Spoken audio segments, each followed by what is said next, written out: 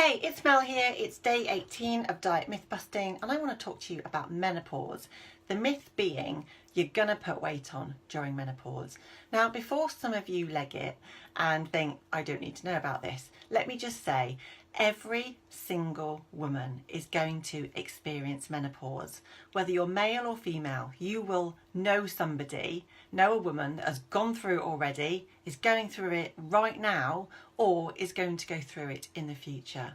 And there's huge benefit now of, do you know what, let's talk about this. I know it can be a little bit embarrassing, but if we can talk more openly and have more conversations about this, everybody is going to benefit if we can have a better understanding and appreciation about what's involved, particularly for the men in our lives who are also basically going through this with us as well. They are having to deal with this emotional roller coaster that we are on. So when it comes to menopause, typically it will begin between the age of 45 and 55. Okay, so I'm on the sort of beginning bracket of this, and I can tell you it's way more than just hot flushes, needing to have a wee more often, and struggling with sleep. There are lots of psychological challenges that women face, and for me and like the women that I work with and help, real struggle with their whole body identity in terms of struggling with diet, feeling that they're out of control with their eating, craving foods they shouldn't be craving, their weight is going up, they can't fit into clothes that they used to be able to fit into, struggling with digestive problems, really having a significant impact on their self-esteem, body confidence, and as I say, their body identity. So I want to explain what it is that's really going on here to sort of put your mind at rest to a certain extent. So middle age, okay, during this time of menopause, what we do know is that women and men for that matter will put on around a pound of weight per year. Okay, now this is independent of menopause. We can blame menopause on a lot of things, but it isn't necessarily weight gain. This is just part of our natural aging process, and menopause is a natural life stage, but so is weight gain, because what's happening here is that our metabolism is slowly falling, okay, by around sort of 5 to 10% a year. Now when we are losing when our metabolic rate falls, in theory we should perhaps need to eat a little bit less. We're only talking about 100 or 200 calories. It's so difficult to be really aware of what that means in food terms, particularly when we live in an environment where food is everywhere. Okay, now coming back to this muscle loss. Okay, now we are going through with aging a natural phenomenon called sarcopenia. So as our tissues degenerate, slow down, lose efficiency, is that idea of things going south, like losing elastic tissue, we lose around 8% of our muscle mass per decade from the age of 40. Okay, so our muscle mass is what, you know, burns our calories and keeps our engine ticking over. All right, now the best thing that we can do to protect, maintain, or boost our muscle mass is to exercise. But life doesn't lend itself to exercise very well these days. We've got to make a concerted effort to be able to do this for ourselves if we want to fit it into our schedules. Now, one of the reasons being is that we are very time poor.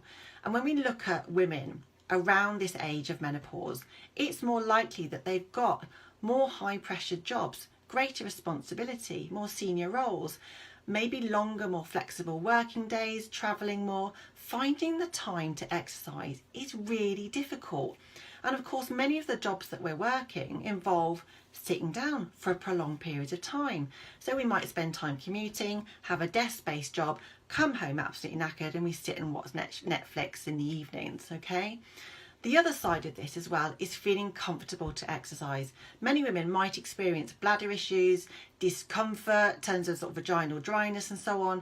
And so actually having the confidence or even the motivation to get up and get out, even out the house to exercise, can be massively problematic. So the expectation is, oh yeah, just exercise. Do you know what? It may not be an option for many.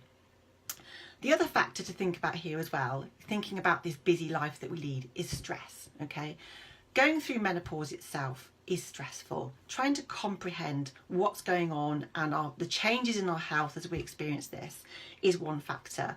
at a time in our life where, you know, our kids might be leaving the nest, going off to uni, moving out, leaving home. We might be managing elderly parents, let's say financial worries, juggling jobs. Life is like a challenge to keep all these plates spinning. Now, what we know when we are stressed is that we release more of what we call our chronic long-term stress hormone called cortisol. And the biggest cluster of receptors that respond to cortisol are around our tummy. And when we are chronically stressed, which is what I see a lot of the time in terms of, oh, how are you? Oh, I'm tired, I'm stressed, you know, it's become part of the norm.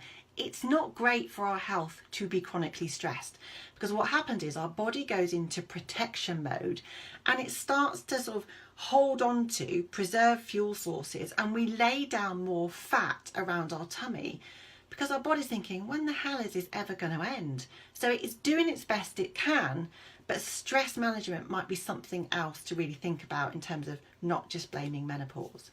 And then the other factor I want to also talk about is shape change. During menopause, we are losing estrogen, okay? And when we lose estrogen, it affects, gosh, all our body. There are 30, 40 plus symptoms associated with menopause that we can all associate with falling levels of estrogen. And linking this to diet, what we know is because of that falling levels of estrogen, we become more sensitive to insulin. And this means that many women become more sensitive to carbohydrates. We don't tolerate them as well. This would explain why lots of women suffer with like bloating and digestive problems, because we don't necessarily digest or handle carbohydrates particularly well, particularly the sugary simple types. And because of this increased insulin sensitivity, it means that our blood sugar levels can fluctuate all over the place. Not only does this affect our mood and, you know, exacerbate our symptoms like hot flushes and worsen sleep and so on, it means that when we actually sort of utilize and assimilate sugars and carbohydrates, we more readily turn them into fat. And that fat goes on our abdomen because we've lost the protective effect whereby estrogen sends our fat more peripherally around our hips and thighs and our bottom, for example. So the drop in estrogen is linked to increased tummy fatness, okay? So part of this is there are things that we can do in terms of we have to think about how we can support our body at this time. No, it doesn't mean to say that you have to starve yourself in terms of cutting back calories or cutting out carbohydrates, but looking at sleep, looking at exercise, looking at stress levels, okay? And actually think about embracing this phase of your life. We can't fight it. What can we do to be kind to ourselves, to support and nurture our body as we go through this and make it as easy as possible for us? So I hope that's been of help, and I'll see you next time, guys. Thank you very much.